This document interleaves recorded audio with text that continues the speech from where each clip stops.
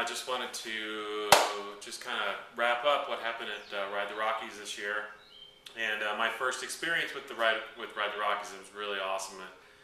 I had lots and lots and lots of fun, met lots of great people. Oh, climbed thousands and thousands of feet, burned tons of calories. But it was really super awesome. We started off in Gunnison, and it was, what a cool little town. I mean, Gunnison's just a really neat little town. Not great on the restaurants, but pretty darn cool little town. I mean, work on those restaurants, Gunnison. Then we headed off to Hotchkiss, which is a sleepy little town.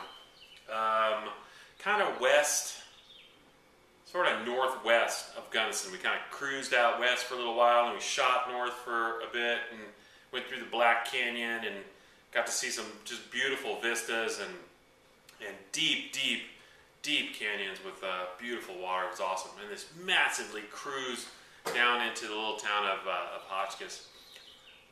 Pitched our tents, because that's what you do, Ride the Rockies. You like pack your bag, which has got your tent, your sleeping roll, your sleeping bag, and everything, and you're self-contained. Then you put that in your bag with all your clothes, your cycling clothes, your whatever you're going to be bringing, one bag. And then you put it on the trucks in the morning, and they take it to the finish, and you go get your bag, and you unpack, and you get all your stuff going, and it's pretty fun. I mean, I was kind of worried about it, but it was easy stuff. So anyway, we get to Hotchkiss, grab the bag, throw out the tent. We're I think it was an elementary school, Hotchkiss Elementary, maybe. Anyway, really neat town. We had a big blues festival that night. There was some bands playing. Odell's was pouring beer, which they did every night. Thank you, Odell's. Love that pedal push. And we moved on to a nice quiet evening, wound down. People started going to sleep as soon as the sun went down because we were kind of cooked from the day. The next day was going to take us to the town of Carbondale, which brings us pretty close to Independence Pass, which would be the Queen stage of the ride. So we went up and kind of climbed out. We headed up the base part of Ute Pass, or excuse me, not Ute Pass, but McClure Pass. We got up to past this beautiful like mountain lake that was picturesque, like postcard style, with trees running along the edges and all this really super, super beautiful, beautiful scenery. We couldn't ask for better weather to start, and we were hoping to have good weather the whole week. Got to the base of Ute Pass, 6 miles, 6.5% to 7%. It was a grind. We got to the top. There were a handful of people there, and then just screamer descent down into Carbondale, 20 to 25 miles, something like that.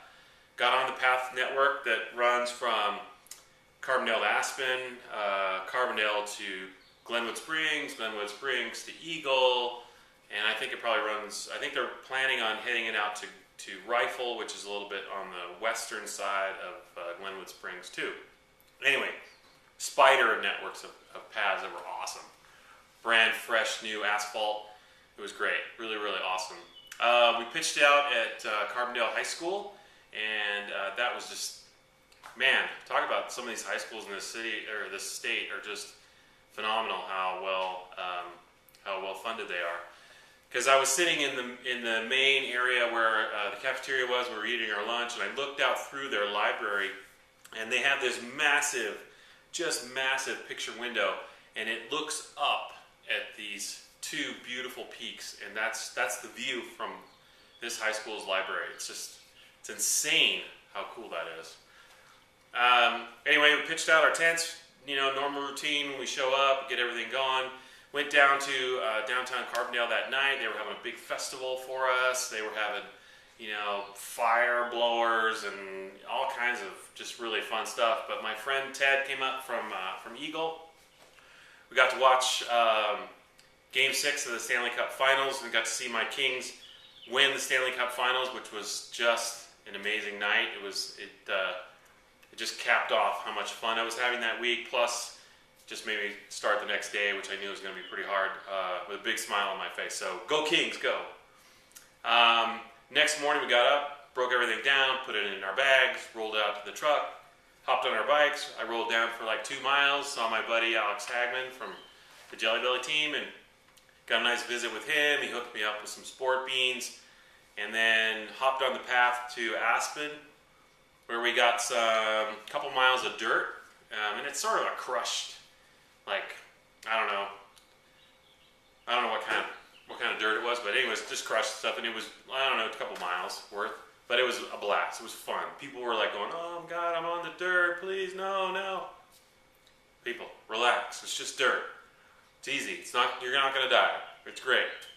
So we rode on the dirt for a bit, and and then hopped out, got into the town of Aspen, rolled out of Aspen a little bit, got to the aid station there, and the base of Independence Pass, and it was marked with this massively large U.S. Pro Cycling Challenge banner on the ground, with big KOM timing clocks and KOM flags, and up we went.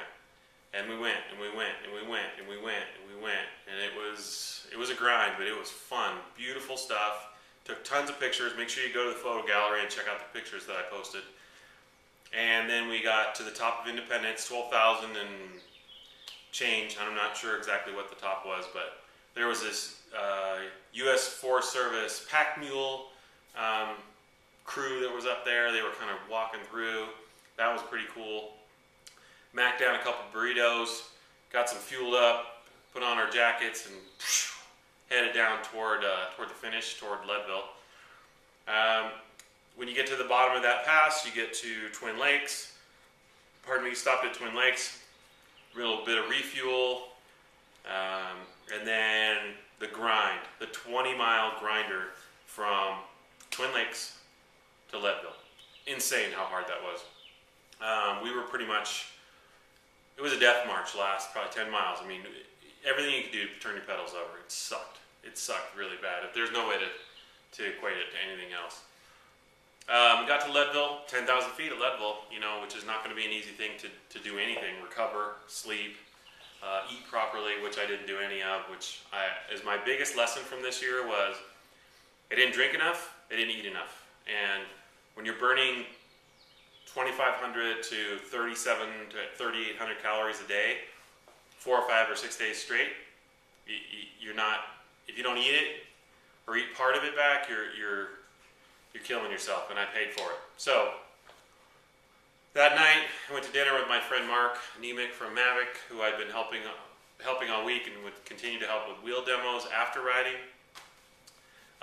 Came back from dinner, set up my tent, did the same thing, except that night I was going to stay inside of the gym. And that was the smart thing to do. 10,000 feet, temperature's going to drop. Don't want to be outside and be undernourished and cold and potentially pick up some sort of bug for the next few days, because we were only at the halfway point. After that, got up the next morning to be awoken by kind of a disturbing thing. We lost one of our riders overnight. He passed away in his sleep, and yeah, really sorry for Joe. But he got to die. He passed away doing something that he loved, and kudos to Joe. And sorry for the loss to his family and everyone who knew Joe.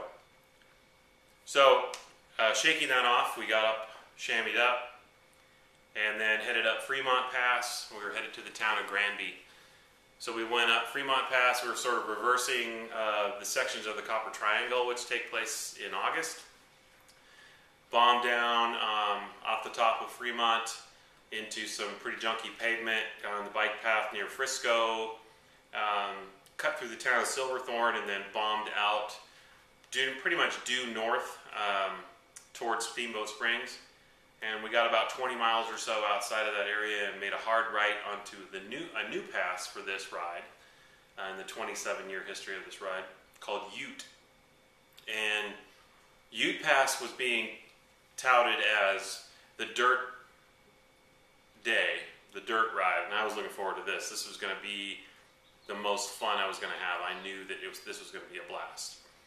Got to the top of the pavement, and I was like, where the hell is the darn dirt? I mean, I just climbed 10 miles. I want dirt. I want dirt.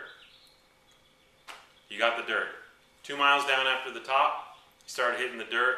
It was 20 miles of dirt, loose gravel, hard pack, not hard pack, good lines, cruddy lines, shitty lines. It didn't matter. It was good all the way. I had the most fun I've ever had on the bike. And so many people were pissed off about it, but you know what, campers, if you're gonna complain about something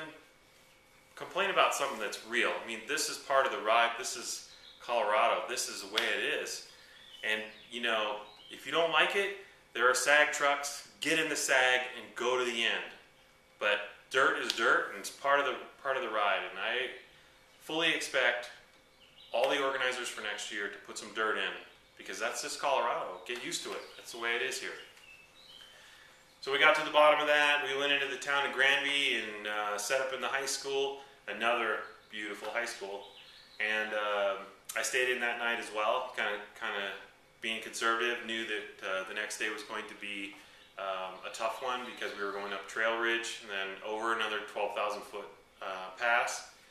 And I was starting to develop some nagging tendonitis in my Achilles, and so I needed to nurse it. So I got up a little early. We needed to be in the park by 8 o'clock, so we just bombed through. Got to the park.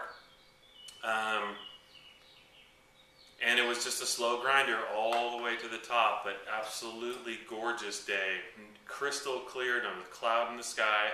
The temperature was perfect. There was no wind. We actually had a little bit of a tailwind going up Trail Ridge. And the Forest Service and Colorado State Patrol, thank you very much for shutting the road down and doing escorts with cars. That made the ride that much easier for all of us, and we really, really appreciate you doing that. Got to the summit, and it was just absolutely beautiful, except we were starting to smell the High Park fire that had been burning in Fort Collins. It started earlier that week, so we knew that there were some issues coming. But the photographs that we've taken on the top of Trail Ridge were gorgeous, and we all knew that was our last big climb, and that was really going to be the last big day.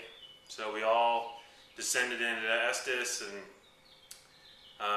you know, had a nice big blowout that night. I stayed the night outside and kept the experience going with the plan of getting up a little bit later the next morning and kind of just having a nice chill ride into Fort Collins. We found out that the route had been changed due to the fire, so we were rerouted right past my house. A friend of mine from Velo News, Logan Van Boppel, came out and met me, and we rode into Fort Collins together. And then my family was at the finish, and it was really awesome. I want to thank everyone that helped me this year. That would be Rafa, obviously, Slade Olson, and Jeremy Dunn, and Chris DiStefano, and Gerben, and Tim. You guys are awesome. You guys have always helped me out. The gents at Focus, you guys are good. Osmo Nutrition, Lisa Hunt, super stuff. Thanks very much for hooking me up with all that. Dylan and Aaron and the boys at Chris King for making sure that I had my Continental wheel set all built up and ready to go. It was rock solid over the dirt and on everything. It's my favorite wheel set, and I'm going to be riding that forever, as long as those hubs will hold up. And Mr. Steve Blick, you know, the guy who is my inspiration as a dad. He is just, I look up to the guy. He's a fantastic dude, and we ride for the kids. Every day we throw our leg over our bikes, we ride for the kids. So, good on everybody. Thank you, Steve, and thank you to everyone that's helped me over the course of 4 or 5 months. Next project is Double Triple Bypass on July the 14th and 15th. That's 240 miles in 2 days and 26 or 27,000 feet of climbing in 2 days. And then that'll be it for riding for a little while, and then starting to focus in on cross season and getting ready to work with my new coach, Pete Weber, and the Boulder Cycle Sport guys. We're going to be ripping it up this year as masters. So good stuff coming from me, and then I'll be in the yellow cars in late August in the U.S. Pro Cycling Challenge here in Colorado. So without further ado, thanks very much for watching and visiting my site and all that kind of fun stuff. I'm going to do a little segment in a couple days about how I survived Ride the Rockies. and just give you some tips and tricks, and hopefully you guys will keep that bookmarked. Thanks.